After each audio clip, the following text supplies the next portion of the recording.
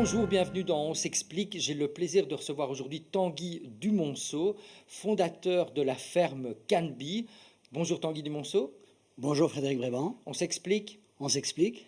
Canby, c'est une ferme qui fait pousser du chanvre.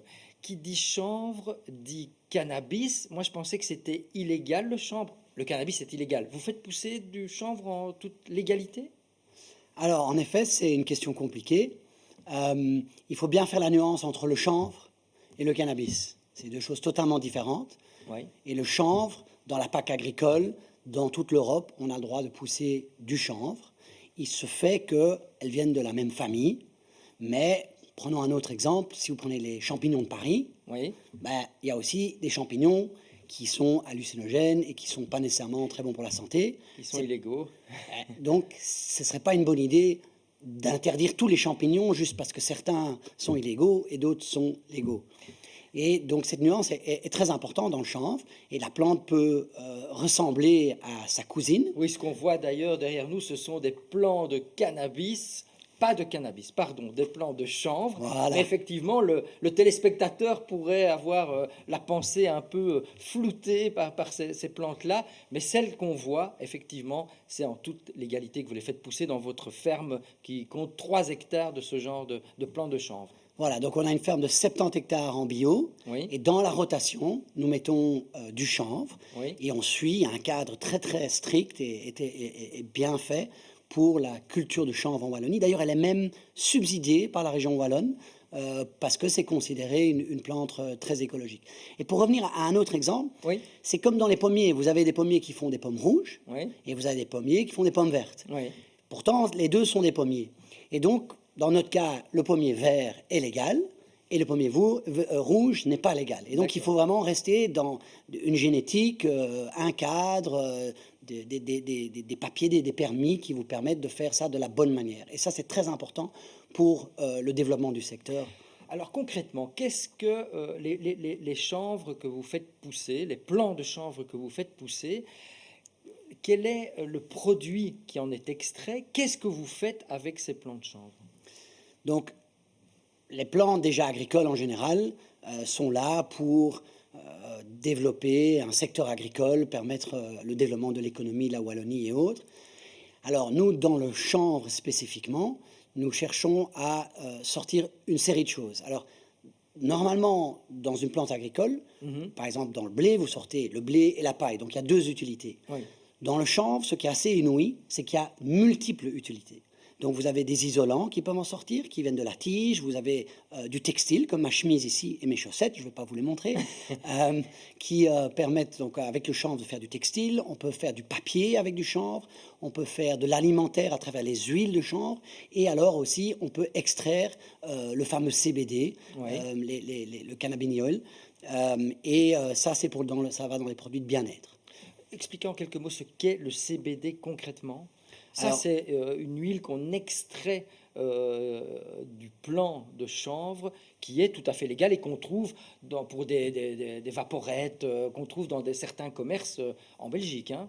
Voilà, donc les cannabinoïdes, il y en a 120 dans le chanvre, Oui. et le CBD en est un des 120. Oui. Il y en a un qui est bien sûr totalement illégal, donc celui-là, il n'y a pas dans nos plantes, Oui. mais les autres 119, il y a un intérêt clair mondial aujourd'hui pour ces cannabinoïdes.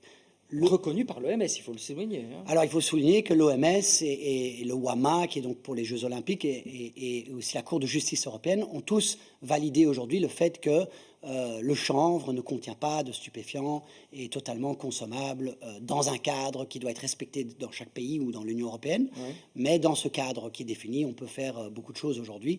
Et donc, nous, on veut développer une filière wallonne. Ça, c'est votre ambition. Oui, on veut donc vraiment aider les agriculteurs en étant un exemple. De toute façon, on a besoin de, comme dans tous les autres, le blé, je reviens, on a besoin de beaucoup d'agriculteurs et beaucoup d'hectares pour rentabiliser un centre d'extraction, de séchage et autres.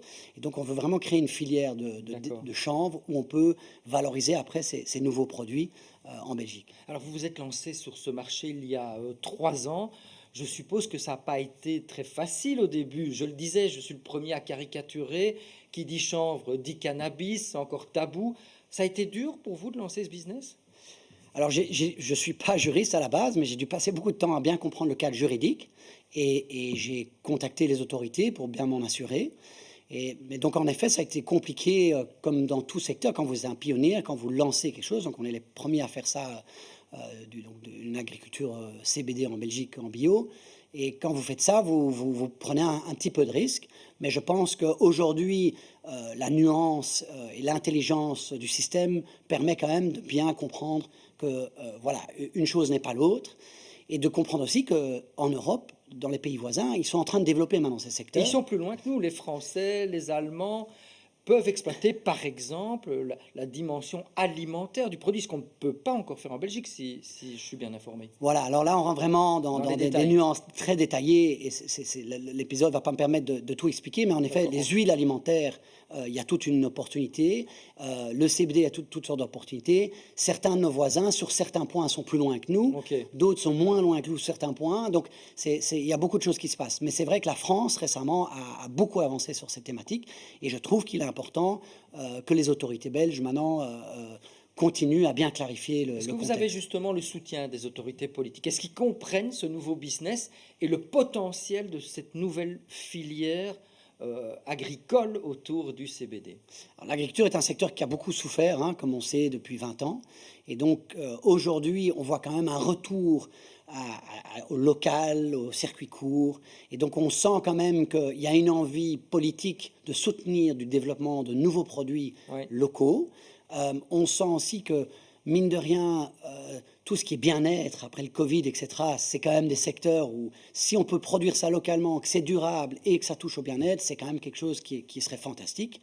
Et donc, nous, on rentre vraiment dans ce créneau-là en se disant, voilà, il y a le nombre de choses, on est devenu dépendant de pays hors de nos frontières pour avoir un approvisionnement. C'est très important de revenir maintenant au local. En rappelant effectivement que la culture du chanvre est quand même très écolo. Pas de pesticides, pas d'herbicides. En termes d'absorption de carbone, c'est aussi très avantageux ce genre de culture. Donc c'est une plante qui pousse extrêmement bien en Belgique. C'est une plante où on peut différencier notre produit comme dans le vin. C'est-à-dire qu'avoir du CBD belge peut vraiment avoir une différence. Et on voit ça en Amérique. Les gens recherchent des choses locales, du terroir avec une histoire. Moi, je suis toujours un tout petit peu choqué quand on voit des bières belges, par exemple, et qu'il n'y a ni de l'orge belge dedans, ni du houblon belge dedans, ni de l'eau belge dedans, ben alors en quoi c'est belge? Un produit, c'est quand même le résultat de ces ingrédients. Et donc, dans le CBD, on veut faire ça. Et en effet, le CBD se met très très bien dans les circuits belges. Pas d'herbicides, pas de pesticides, ça séquestre plus de 10 tonnes de carbone, ça reconstitue les sols parce que les racines vont en profondeur, ça se met très bien dans la rotation comme tête de rotation, donc c'est vraiment une plante fantastique et qui pousse chez nous relativement bien. Comment vous avez eu cette idée, Tanguy Dumonceau, à l'origine? Comment vous vous êtes lancé dans ce business? Donc moi je suis un peu cliché de dire ça, mais je suis un entrepreneur social depuis déjà 2005-2006 quand j'ai lancé CO2Logique. Moi, j'ai toujours... Qui est quoi CO2Logique? Alors CO2Logique, qui est le leader, la première société au Benelux à mesurer les empreintes carbone, à compenser le CO2. Et aujourd'hui, elle aide des milliers de sociétés à réduire leur empreinte carbone. Mais à l'époque, en 2006, quand on parlait de bilan carbone, les gens vous regardaient comme un extraterrestre. Et l'idée de partager cette information dans le domaine public, c'était inconcevable. Inconcevable, exactement. Donc là aussi, vous avez été un pionnier. Donc là, j'ai fait ça pendant presque 10 ans. Et donc, quand je suis arrivé dans l'agriculture, je suis agronome à la base, quand je suis arrivé dans l'agriculture, j'ai voulu aussi voir qu'est-ce qu'il y avait moyen de faire dans le durable. Alors, on a fait toute une série de choses en mettant en bio, en non-labour, etc. On a fait de l'agroécologie, mais je voulais aller plus loin. Et donc, le chanvre est sorti comme une solution très claire. Et donc, je me suis dit, je dois développer ce secteur en Belgique. Alors, aujourd'hui, on travaille avec le Centre de recherche agronomique Wallon, le docteur Jean-Michel Romney et Val Biome, qui font des tests sur nos terrains. Et donc, il y a quand même, voilà, il y a maintenant une prise de conscience du bienfait de cette plante et qu'on doit la développer en Wallonie. Aujourd'hui, quelles sont vos ambitions en termes d'hectares, en termes de chiffre d'affaires, en termes de développement de produits? Vous rêvez à quoi? Alors, moi, je ne vais pas y arriver tout seul, ça c'est certain. Donc, l'idée, c'est vraiment, quelque part, peut-être d'en sortir une sorte de coopérative ou en tout cas une collaboration entre différents acteurs, donc les producteurs, beaucoup de fermiers, les extracteurs aussi. On a la chance d'avoir ces outils industriels en Wallonie. qui appartiennent en plus au secteur agricole. Et donc maintenant, on doit les mettre en route. Et ça, c'est des discussions qui sont en cours avec les autorités, avec le politique et autres. Et nous, on voudrait arriver dans... Donc il faut savoir qu'il y a très longtemps, beaucoup d'agriculteurs, quasi tous les agriculteurs au XVIIIe siècle, avaient une petite parcelle de chanvre. Le chanvre. Voilà. Et donc nous, on voudrait revenir, peut-être pas à ça immédiatement, Ouais, parce que c'est d'accord. ambitieux, mais en tout cas, on voudrait arriver à 2-3 000 hectares de chanvre d'ici 5 ans, qui sont plantés sur le terrain. Et donc là, vous prenez votre bâton, non pas de pèlerin, mais de chanvre, pour être en pleine mission d'évangélisation. Vous menez ces missions-là auprès des agriculteurs, auprès des fermes, tous les jours? Totalement. Donc, on a été choisi pour le trophée des incidences comme innovateur dans l'agriculture.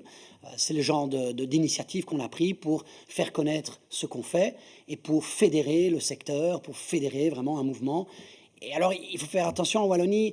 On a parfois un peu tendance à essayer de lancer quelque chose quand c'est déjà un secteur qui existe partout en Europe. Oui. Donc ici, on doit vraiment se dépêcher et il faut avoir un peu de courage et parfois innover avant que ça se fasse déjà partout, parce qu'alors ils auront déjà amorti leur machinerie industrielle ailleurs et nous, on ne va pas être compétitifs. Eh bien, c'est le sens de cette émission. On lance un appel aux autorités wallonnes, aux autorités politiques pour soutenir cette nouvelle filière 100% durable. Ma dernière question, Tanguy Dumonceau, sera celle-ci. Le fait d'être justement nominé au trophée Incidence qui met en valeur les entrepreneurs novateurs du Brabant wallon, pour vous, même si vous ne gagnez pas, on connaîtra les résultats le 14 juin, le fait d'être nominé, c'est déjà une récompense en soi? On a déjà été nominé dans les 3 finalistes, donc c'est déjà pas mal. Et une production d'huile qui peut aller dans les cosmétiques et autres locales, qui a un effet de bien-être. Moi, je pense que avoir eu l'occasion d'avoir ça qui est mis en avant, pour nous, c'est fantastique, parce que vraiment, c'est cohérent, c'est durable, c'est le Green New Deal de l'Europe. Donc moi, tout ce qui peut vulgariser ce sujet est à prendre. Merci beaucoup Tanguy Dumonceau, c'était un autre très bel exemple de l'esprit d'entreprendre qui est très vivace en Wallonie. Tanguy Dumonceau, fondateur de la marque Canby. Je vous retrouve la semaine prochaine pour une nouvelle émission. On s'explique. Au revoir. Au revoir.